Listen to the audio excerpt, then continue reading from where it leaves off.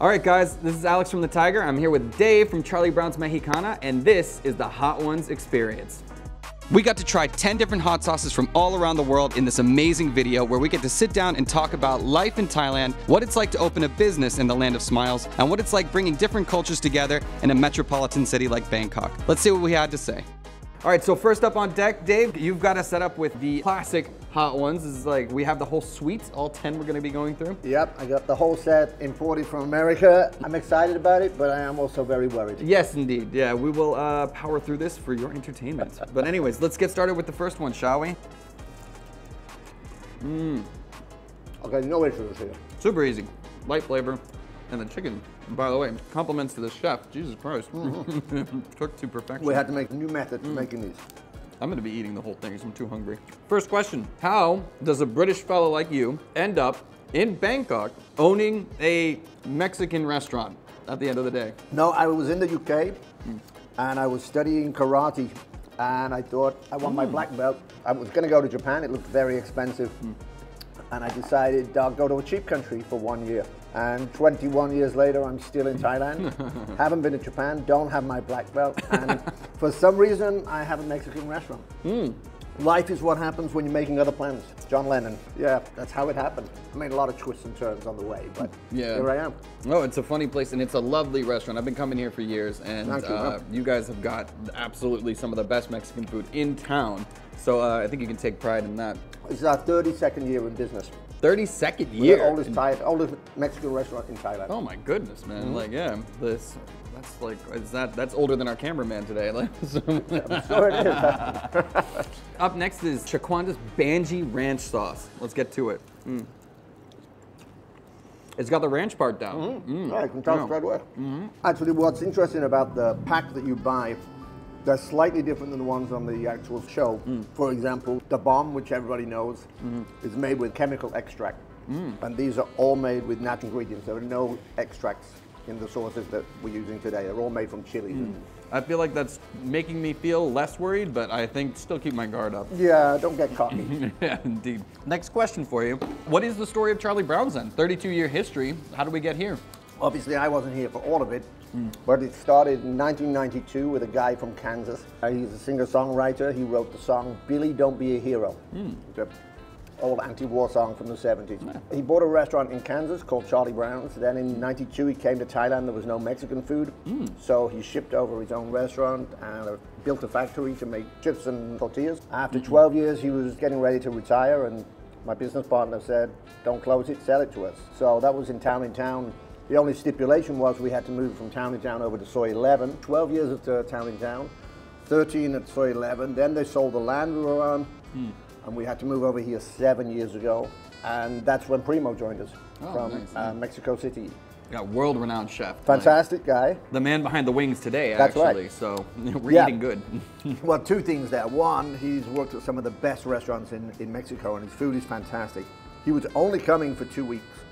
And after the first few bites of his food, I said, you have to move here. You kidnapped him. I said, you have to move here. I said, I'll make you my head chef. I'll get you a place to stay and a work permit.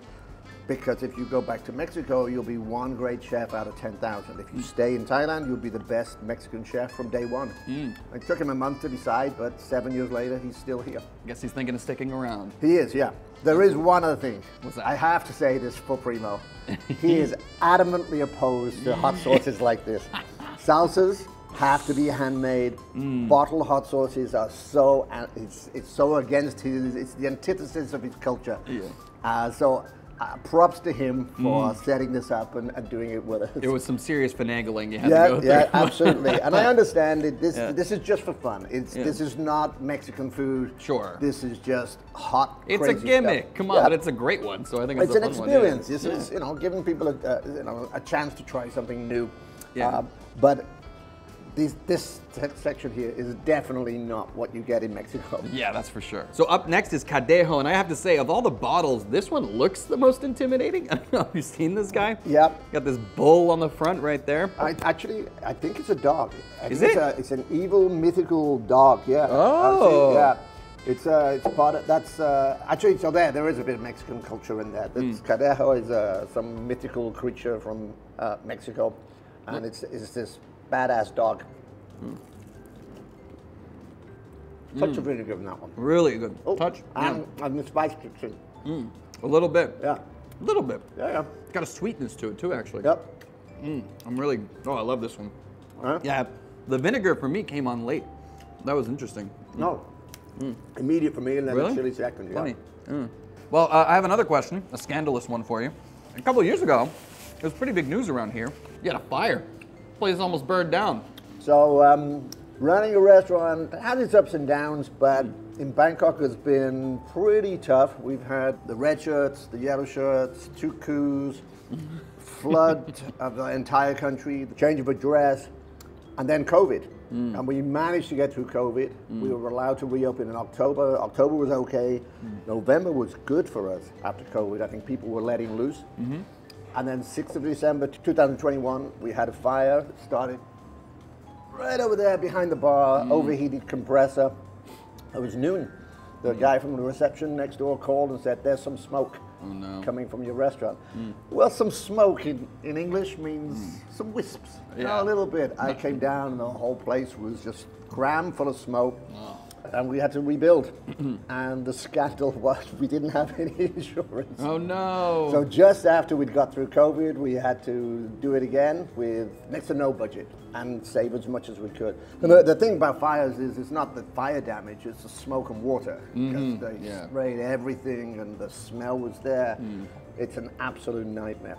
So yeah, tip for restaurateurs, get insurance. Yeah, indeed. Well, it shows the resilience and the amount that people really like attach the emotional weight to this place. I got to tell you, like when I stepped in here, it felt like I was coming into a place back home. And I was devastated when I heard that news because I had been coming for a while, and then I was elated when you came back strong. It's so bad for you, Alex. Oh, come on. Yeah, I feel sorry for you. Why do bad things happen to good people? I know. Like, I'm just saying I was attached to this place, and I'm glad that you came back stronger. You had to go to a different Mexican restaurant for 2 months. I didn't enjoy that, okay? Like I was missing my standard haunt. But yeah, anyways. Well, actually, what amazed me was the support of our customers. We had 2 people set up crowd funds to help us get through, to pay the staff. Because when the restaurant was burned down, they couldn't get their salaries or their profit share. We share the profit with the staff, and of course they couldn't get any tips, and people raised money for the staff to make sure they still got paid. That's very nice. Yeah, very nice. Yeah, oh, that's a lovely community that you built then. It's very nice. Well, we do. We keep our staff. One of the best things about this place is we've got staff who've been here between 2 and 18 years now. People don't often leave. Good. Yeah, low turnover is a good sign. Yep. The Los Calientes Verde, which is coming up next. Cheers. Not intimidating. No, still. a little buttery in there. Yeah, I'm waiting to be challenged, and I know I'm going to get my ass kicked here soon. We're only on, what is that, number 4? Yeah, we're still in the bottom 5, so we're going to get there. We did say, not worried until number 6. That is true. You got an amazing chef back there. His name is Primo. What's the story with that guy? Well, I was kind of a weird thing. I got a message, an email from a guy in Mexico saying, hi, my name's Primo Rivera. I'm a really good Mexican chef. Do you want a guest chef for 2 weeks? And I said, it's worth thinking about. And he said, you don't have to pay me. Just put me up in a nice hotel. I'm going to travel around Asia, and I'm going to cook. Yeah. And I said, okay, we'll take a gamble. You pay for the flight, I'll pay for the hotel, but I can't promote you until I've tried your food. And he said, okay. So we met at Terminal 21 over a coffee. I liked him immediately. Then we went down to the market and we bought a whole bunch of fresh produce. And the funny thing was, everybody thought he was Thai because he's got the brown skin. And they would speak to him in Thai and he'd say, I don't know what they're saying. And I would be translating. And everyone was like, Yeah. And we came back here, he cooked for me and I was 10 bites in. And I said, okay, this is where you have to be. And I said, in 6 months you'll be famous. And he laughed. And after 3 months, he came back and said, it's happening. Everywhere I go, everybody knows my name. I get free food, I get free drinks. Within a year, he surpassed me. He was inviting me, do you want to go to a party on Saturday? I said, like, yeah, sure, where? At the Peruvian ambassador's penthouse. Wow. And he's moving in high society, and I'm still grubbing around in Nana. But he's doing a great job. And one of the things that I really love is that most chefs love being back of house. They don't want to come out the front. Right, yeah. Primo loves back and front, so he comes out the front, he's happy to talk to people, he loves explaining his food and chatting with people, especially people who really know Mexican food. Yeah. He loves that stuff, and it's unusual to find a chef that does both. Yeah, parts. the name of the game is changing a little bit though, because chefs are so much their own brand at this point. So it's true. It is important to be able to show that face to the world. It is, yeah. You usually need a sort of a brand of yourself. He is his own brand now. He's just been fantastic at leaving the back of house and coming to the front. He's got his own monogrammed chef's Nice. outfit, Yes. and chatting with everybody is his thing. Yeah. Beautiful. Yeah. Nice, man. Well, good. Does help. Good guy in the back of the house. I Yeah. love it.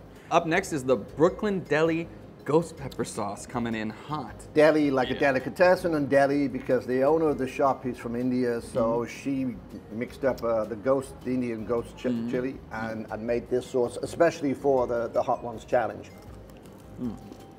Right away. That's beautiful though. Yeah. Curry flavor to it, for sure. I have some cumin and turmeric Yep. and a kick. I'm still okay. I'm still okay, but Yeah. I can feel that. That's building. I think you might be more entertaining for this interview than me. Let's see. Next question. You are a pretty well-traveled guy. What do you look for when you're not looking for Mexican food in Bangkok? What are the things that stand out to you about the cuisine here in the city? That's one of the reasons that I stayed. I'm a small country boy. I grew up in a small town, and I didn't like cities. And then once I started traveling, I found the cities were far more fascinating, far more interesting. Bangkok was, I mean, you hear all the stories about the traffic and the pollution and stuff, but the abundance of food, the variety and the choice is just outstanding. It's amazing.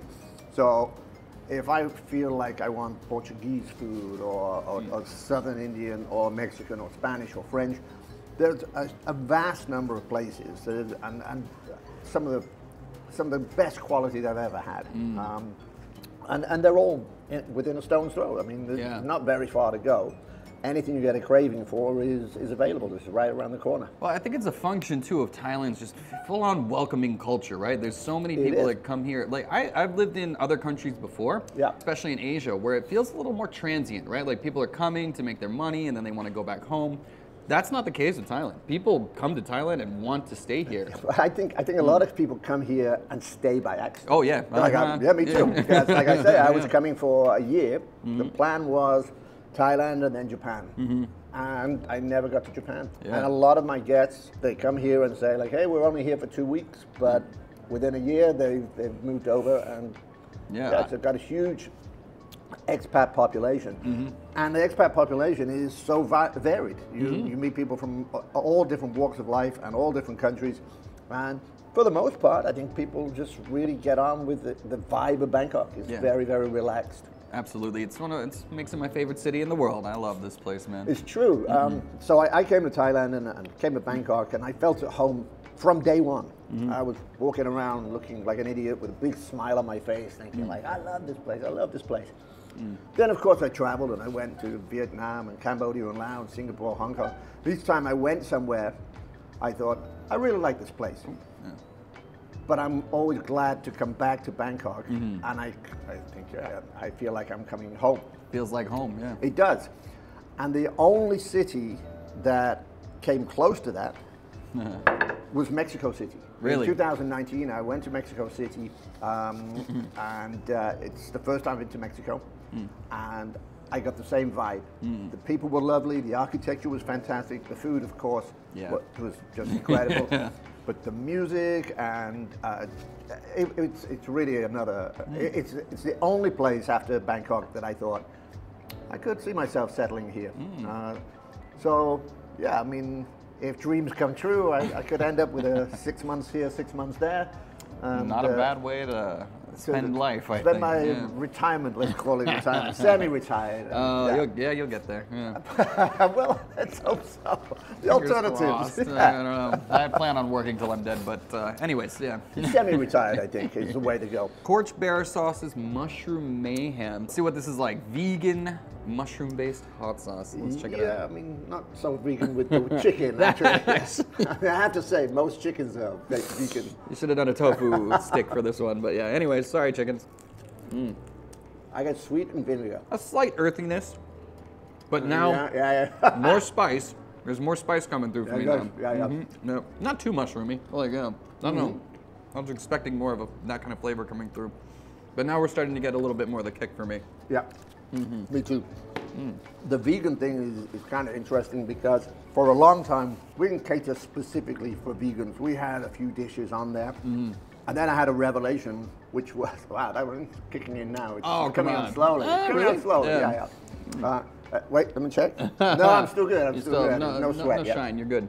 I had a friend of mine coming from the UK, and she was vegan, and she said, "Can you arrange a meal for us?" I said, "Yeah." And there were 6 of us, 5 of whom were non-vegan and 1 who was. So I called round different restaurants, and I must have called 12 different places. You have vegan food? Yeah. What do you have? Hummus. Anything else? Yeah, we have some dips. Like, yeah, but do you have a proper meal? And out of the 12 places that I called, the options for vegans were terrible.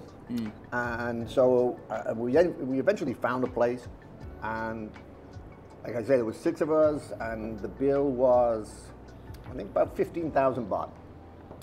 And we ate well. I mean, it was a good meal, and she had great food.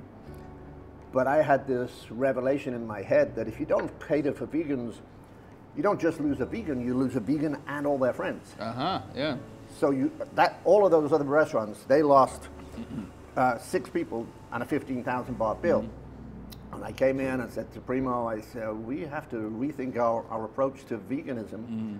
And so we added more vegan dishes, and we got tofu dishes and replacements because it's in common sense. It's inclusive, honestly. And also, we're in a Buddhist country where there's a lot of vegetarian diets involved. And not only that, you know that a lot of the Buddhist stuff too, they do like no garlic and no onion. Like they have like the Jain diet. Yeah, exactly. Right. Angry goat pepper, dream of calypso, which those 2 things do not sound like they should be in the same label. Right, yeah, I can't see the connection, but let's find out. Guess we're about to find out. Yeah, Angry goats and calypso.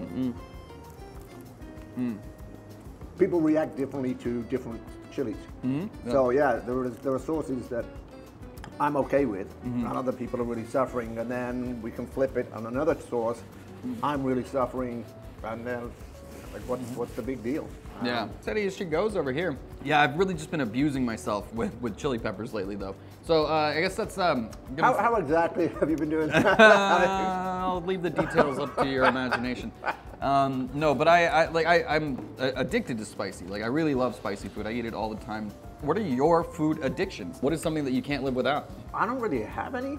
I'm very much fly by the seat of my pants. So I eat what I want when I want it. But I think what happens in most people's lives, or especially in a city, you get a circle of 10 or 15 restaurants that you really love. So I have this circle of restaurants that I go to all the time, or that I really, really enjoy. I don't mind promoting other restaurants. So, I love Smoking Pug, I love Hemingway's, I love Parlor Pizza, Antonio's. So there are lots of little places that I like to go to. And they're on my circle of 10. There's one thing I'm a little embarrassed about, is that when I find something that I really like, and I'll look through the whole menu, page by page by page, and still order the same thing that I know is good from the last time. And so I end up in a rut. So I don't really have one dish, but I have 10 restaurants that I go to. I fall into that same trap too, especially when it comes to food delivery and stuff like that. When I'm feeling lazy at home, I just see what is recommended, what I've done in the past, and then bam, it shows up. But there's just too many places in Bangkok too. And so many pop up so quickly. Yeah, exactly. Coming up and down all the time. Yeah. During COVID and subsequent fire, we were, Primo and I were both very concerned about whether we would survive or not. And I went online and I started collecting Mexican restaurants that we'd outlived. And there must have been 30. Wow. And when he was getting stressed and saying, what are we going to do? And I said, listen, we lived past that one. I said, I think we're going to be okay. But I promise you this, if the worst comes to the worst and we run out of money, the last thing I do is I'll buy 2 tickets, one for me back to the UK and one for you back to Mexico. I won't leave you stranded in Thailand with no money. He said, okay. We got so close in the last September that I was Googling ticket prices for us both. Oh, no. It was that close, yeah. But we got through, and yeah, I think we've done that too many times now. The fire and COVID and stuff. A brush with death is always good for the adrenaline. Sure, yeah. Makes everything seem great now, right? It does. Is one of those things. People go like, "Oh, I'm having a terrible time." Well, worse than COVID? No, right. no, it's great. Well, that's what I mean. The business, it survived so many things, like between Yeah. COVID, the fire, all that stuff, and it's still coming back and still doing everything strong. So it's a testament to the team that you built here and to the community in Bangkok that is like, you know, there's a market for this here, and everybody really enjoys the ambiance, the margaritas. Like, don't get me started. I think that, it's the margaritas. It is the margaritas as well. Those like definitely help, yeah. The Tuesdays now, I mean, we do half price for margaritas every Tuesday. Yeah. So that's 600 baht for a pitcher. There's about 8 glasses in a pitcher. That's 75 baht a glass. So it's about 3 glasses. You can get drunk for 225 baht on margaritas if you're a lightweight. Sign me up. But well, yesterday was Tuesday, and we flipped the tables 3 times. We had 111 people, and there was a storm all night. People sat outside on the decking and under the cover, and inside we were packed. That's something I always heard about restaurants is that you want the storm to start at around like 7 or 8 o'clock. Right. Keep people locked in and drinking the day away. Absolutely true. I love that. There are times when I'm sitting there and I've got, it's 5 o'clock. I'm like, no, that's ruined the whole night. Yeah. And then when we're packed and he comes, yes. Yes. Everyone walks to the door and says, no, let's get another picture. It is time. The bomb evolution. These are all made with proper chilies. So I don't know if this is going to make it worse or better. Well, we're about to find out, aren't we? And this is always the one where it really kicks off a notch and everybody always gets, it you know, upset. Okay. All right, here we go. Flavor's right there. Oh, the bomb's so vinegary. So like, the flavor, I've had the other da bomb before. Horrible. Real bad. This Yeah. tastes better. And it's coming. I thought I was going to die on this one. Okay, that's hot. Yeah, you're going red. Oh. This is nothing. Nothing. No, that's okay. That's all right. I've had worse.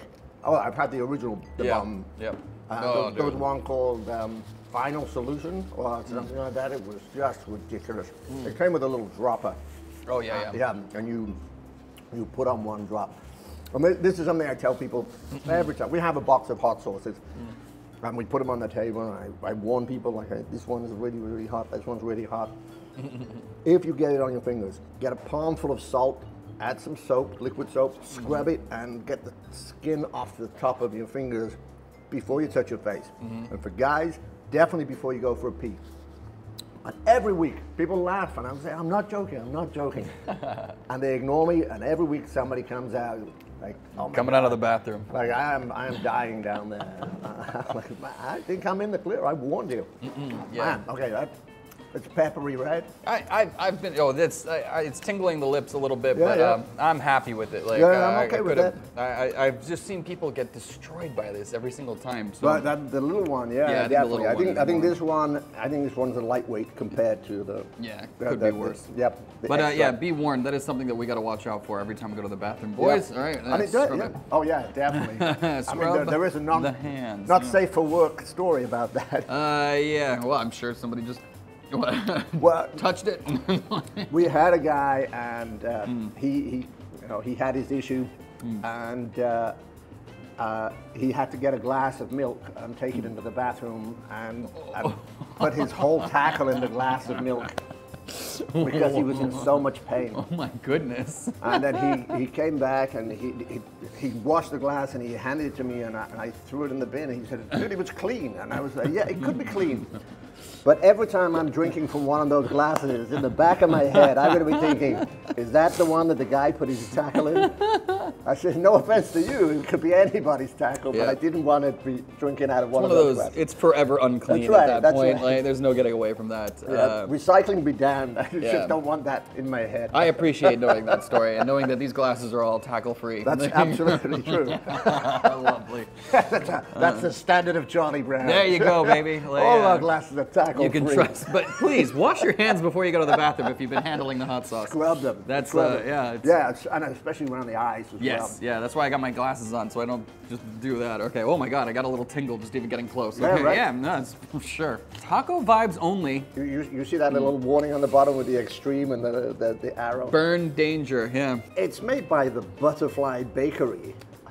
This is Vermont. This is a wolf in sheep's clothing, right? We're getting of Vermont. Right, exactly. The Butterfly Bakery of Vermont. Right next to Ben and Jerry's up there. It's going to be. Oh, that sounds like it's going to be a walk in the park.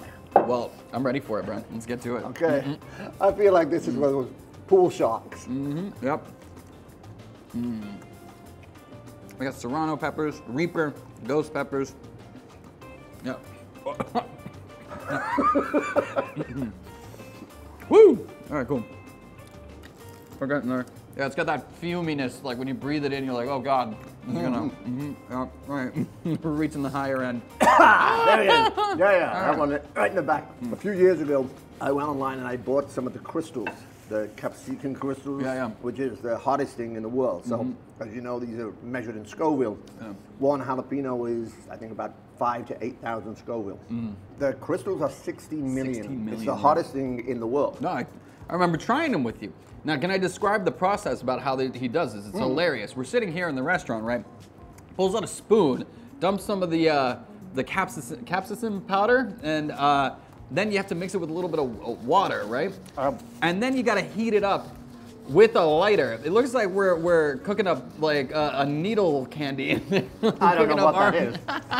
Looks like they're cooking heroin right in the middle of the restaurant, okay? And it's like, no, this is totally fine. But the process is pretty intimidating because you got to do it that way and really like extract it. And then we took toothpicks, right? Just take a little toothpick and dab it in the little water solution that is made. Dab it on the tongue. Yeah, I remember. An experience. Yeah. That was a fun one. I think there's probably a way to do it more effectively, and I'm going to YouTube it. Yeah, but this is funnier. I like that. I believe. Well, in fact, I know it's not classed as food. Oh yeah. Yeah, it's a chemical. It's a weapon. It burns. Yeah, it's a weapon of mouth destruction. Yeah, for sure. And I'm just like. Wait, mouth is ass destruction. Yeah, both. You're getting it on both ends, I think. That way. I think so. You're good. Yeah, so far so good. Yeah. Aha, there we go. Got a little tingle going. Yeah. Well, no, I mean like when I sweat, it just comes out of my head. Like the heat comes directly out. You're not out of the woods yet, man. Like that's well, no pure capsicum on deck, but definitely not. No. Yep. No. This guy's feeling it. The last dab, Apollo, and we are going to be pouring this directly on to our chicken wings. No getting around it this time. This one has Scoville rating of to be arranged. They arranged. They don't know how hot it is. They mix this up with all of the hottest chilies, including the chili X.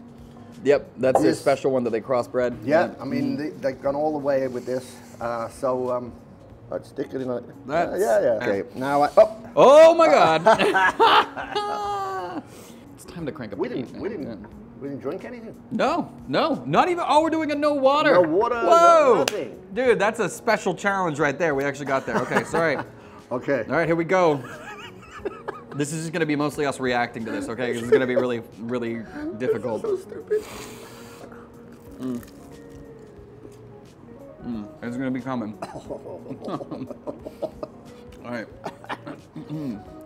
No, something that I always like about spicy food is the runner's high you get after it. It's kind of like doing drugs. Like you get like a euphoria after you go through the gauntlet of the spice you're getting there. I think I'm clear that. I think I wanna get a little more. I'm gonna mess myself up. Hold on. There we go. A little on that side. I'm not feeling like I'm in enough pain yet. Oh! Okay. Straight for it. Woo! Yeah, that's the one. Mm-hmm. Done. Oh, look. Okay. I'm getting. Oh no, I'm not getting the water. Cool. Cool. He said. You all right? Yep. Hey, this was your idea, man. He's getting shaky and quivery. Did you ever have a lot of hot sauce, spicy stuff growing up? No, you were from England. Well, actually, not so much. Well, yeah, I did because of Indian food. Oh, okay. It's our, it's our, it's our national food. Tikka masala. Yeah. Yeah. You gotta love that. Okay, now I got tears. Yep. Careful with the fingers. All right? Yeah, I'm only pointing. I'm pointing. Yeah. Of course. Yeah. Well, we thought it was gonna hurt, and it was a big, glass. Yeah. No, I did. We got a lot in there, man. Checked out a lot of the bottle. You don't have any long last questions for me, right? No. That was about all I had. But yeah, the point is, like, growing up, you know, when we're in Thailand, people always say you can't handle spicy. You gringo, you farangs, you can't handle it. And that's just, I'm from the South in America, so we do a lot of hot sauce stuff in the South. My mom used to pickle her own peppers. We used to go crazy on it. So I get pissed off being in Thailand when people treat me with the kid gloves with the spicy food. And yeah, turns out I'm a fucking trooper, dude. Definitely, yeah, but you handle this even, better than I did. I would say it's because it's a different type of spiciness. Thai is in the mouth, just and a lot of this is like down in here. Yeah. This feels Thai. It's very much in the mouth. Oh yeah, I should do promotion. Yeah. I was gonna say, let's roll out the red carpet for you. Yeah, we are gonna do the hot wing experience. We've got 2 boxes of these sauces for 600 baht. You can come down and taste these wings. As you can see, it's so much fun. Yeah. Which I know 600 is a lot of money for chicken wings, but each one is individually handcrafted, and the sauces are ridiculously expensive. Once we added in the postage and packaging and the tax, I think we cover our costs. It's worth it, man. Like, it's just for fun. It's giving yourself an experience that you wouldn't get anywhere else. That's for sure. It's a lovely novelty. I watch the show all the time, so it was awesome when I heard you had the boxes lined up, and I was very excited to come through and do this. Yeah, I've been dreading this and looking forward to it so much. I'm happy that I got to number 10. There you go. Yeah, see? I really thought I was gonna like croak out at about 7 or 8. I've had the bomb before now. So yes, he made it to the end, I made it to the end, and so can you. So come on down to Charley Brown's any day of the week to try this Hot Ones experience exclusively here at Charley Brown's Mexicana. We'll see you there. Much fun. I want to rub my eyes, but yeah, I'm not that I need a margarita to wash this down, shall we? All right, cool. Of course, no problem. Anyways, thank you so much, Dave. Cheers. We'll catch up soon.